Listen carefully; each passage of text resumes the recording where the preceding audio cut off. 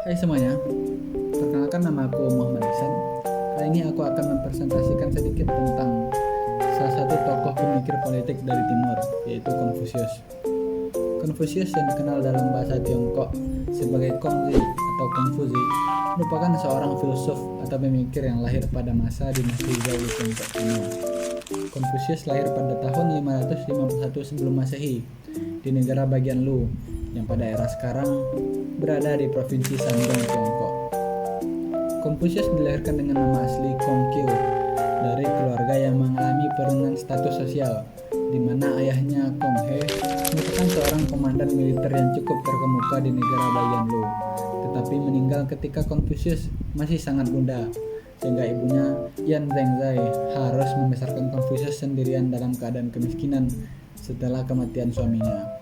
Negara bagian Lu yang menjadi tempat Konfusius dilahirkan adalah salah satu negara feodal yang ada pada periode musim semi hingga musim gugur, yaitu kisaran tahun 771 hingga 476 sebelum Masehi dari dinasti Zhou.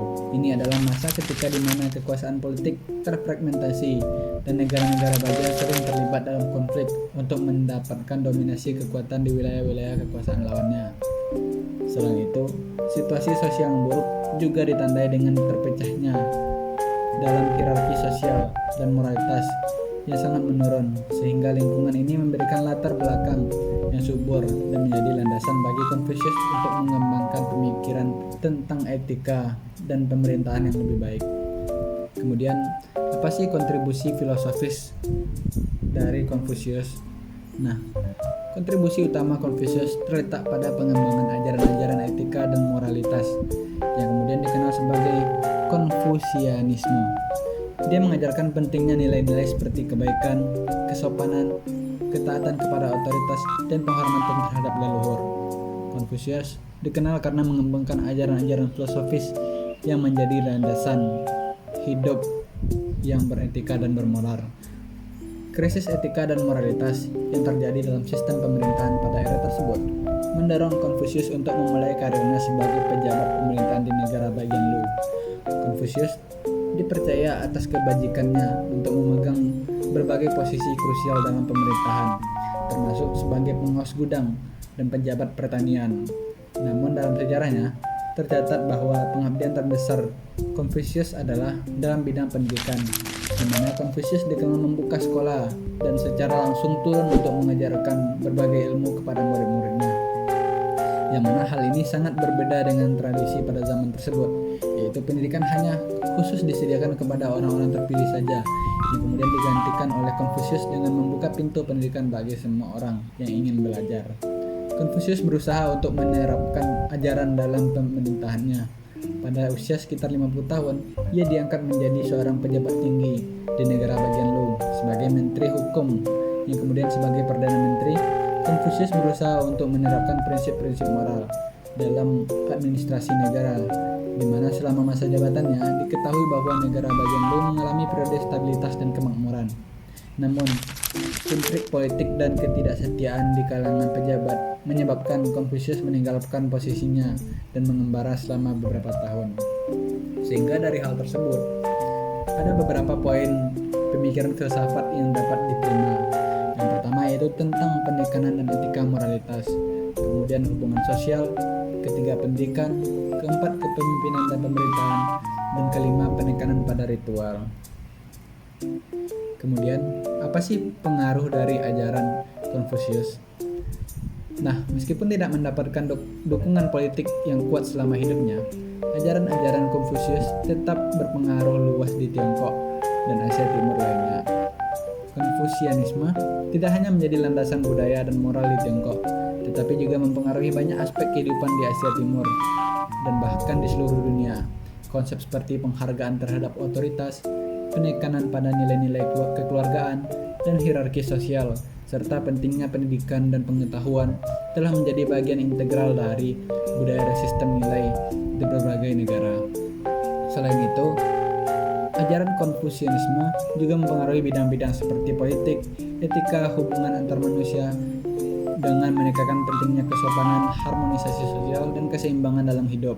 Dengan demikian, pengaruh ajaran Konfusianisme masih terasa kuat dan relevan dalam membentuk tatanan sosial dan budaya di banyak masyarakat di seluruh dunia. Kemudian apa sih peninggalan dari Konfusius yang hingga saat sekarang ini dapat kita rasakan? Yang pertama yaitu Anelik, merupakan 2 bab dari 10 bagian ataupun 4 kitab suci Konghucu. Kemudian 5 hubungan sosial yang dikenal sebagai Wulin. Yang ketiga karya-karya sastra. Keempat kontribusi terhadap etika dan moralitas. Kelima pengaruh pada pendidikan dan budaya. Dan keenam warisan intelektual. Nah, peninggalan-peninggalan ini dapat kita temukan baik itu tertanam pada diri masyarakat ataupun peninggalan berbentuk fisik seperti Anelik dan karya-karya sastra lainnya. Nah, kemudian pada akhir hayatnya, Konfusius meninggal pada tahun 479 sebelum Masehi di negara bagian Lu. Yang menurut tradisi, Konfusius mengalami penyakit pada usia tuanya. Konfusius meminta agar jasadnya tidak dimakamkan oleh murid-muridnya. Sebaliknya dia memilih untuk dimakamkan oleh alam sendiri dengan meninggal di antara pegunungan dan sungai yang ia cintai. Hal tersebut dilakukan oleh Konfusius dengan tujuan agar setelah kematiannya ia tidak meninggalkan kesedihan yang mendalam kepada para muridnya, dan juga meninggalkan pesan bahwa setiap manusia akan meninggal dan kembali kepada apa-apa yang mereka cintai. Nah, mungkin itu yang dapat saya sampaikan. Saya ucapkan terima kasih. Assalamualaikum warahmatullahi wabarakatuh. Sebelumnya perkenalkan, saya Noval Ihsan. Di sini saya ingin melanjutkan presentasi kelompok kami, yang dimana saya akan menjelaskan mengenai tokoh filsuf dari Barat, yaitu adalah Bertrand Russell. Baik, langsung saja.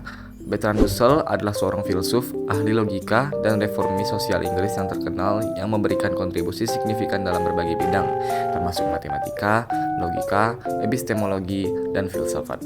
Dia dianggap sebagai tokoh pendiri dalam gerakan analitik dalam filsafat Anglo-Amerika dan dianugerahi hadiah Nobel dalam sastra pada tahun 1950 atas tulisan-tulisannya yang beragam dan berpengaruh yang memperjuangkan cita-cita kemanusiaan dan kebebasan berpikir.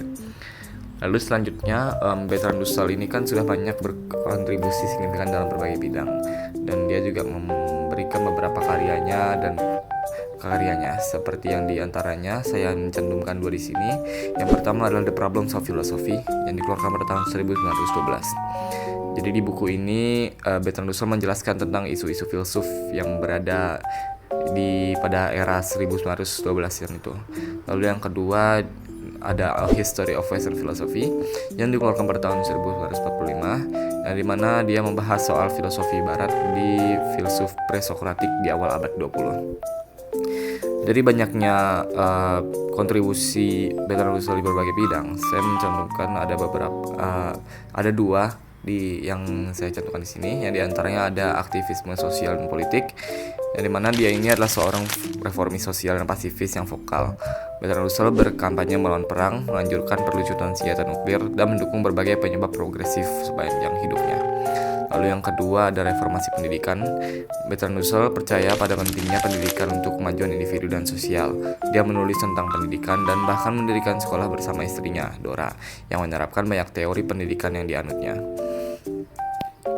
Dan juga lalu kelas slide selanjutnya, Bertrand Russell juga tentunya berkontribusi tentang dunia HI, yang dimana dia ini lebih dikenal sebagai seorang advokat perdamaian, terutama pada Perang Dunia II dan juga pada Perang Dingin, yang dimana sedang ada tinggi-tingginya isu tentang nuklir.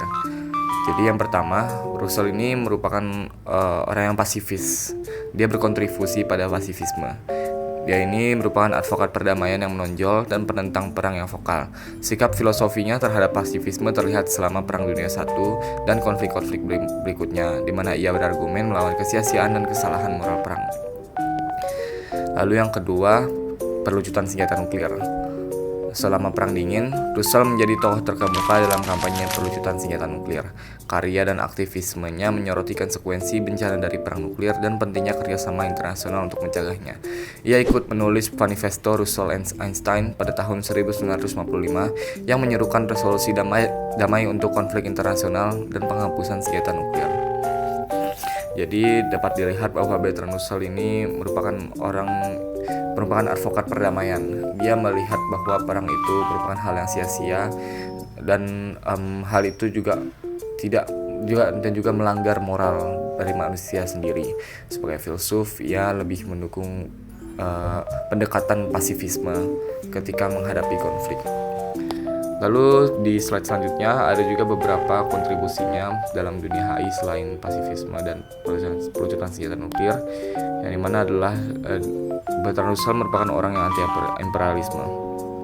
Russell adalah kritikus terhadap imperialisme dan kolonialisme. Dia berargumen bahwa praktik-praktik ini tidak dapat dipertahankan secara moral dan menjadi sumber konflik internasional. Dia menentukan ketentuan nasib sendiri bagi bangsa-bangsa dan akhir dari kekuasaan kolonial. Lalu selanjutnya, Russell juga berkontribusi pada keadilan ekonomi. Russell percaya bahwa kesenjangan ekonomi antara negara-negara merupakan sumber utama konflik. Russell mendukung kebijakan yang akan mengurangi ketidaksetaraan ekonomi dan mempromosikan pembangunan yang adil di seluruh dunia. Lalu terakhir, Bertrand Russell pada akhir hayatnya dia meninggal pada 2 Februari 1970 di usia 97 tahun di rumahnya di Wales.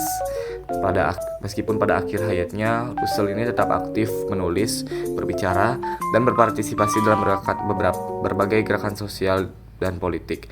Bahkan di tahun-tahun terakhirnya, ia terus menyeruakan pandangannya tentang isu-isu global termasuk hak asasi manusia, pendidikan, dan perdamaian dunia.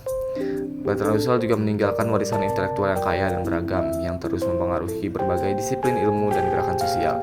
Pemikiran dan aktivismenya memberikan kontribusi besar terhadap perkembangan filsafat, logika, pendidikan, dan perdamaian dunia. Mungkin itu saja presentasi dari kelompok kami. Wassalamualaikum warahmatullahi wabarakatuh.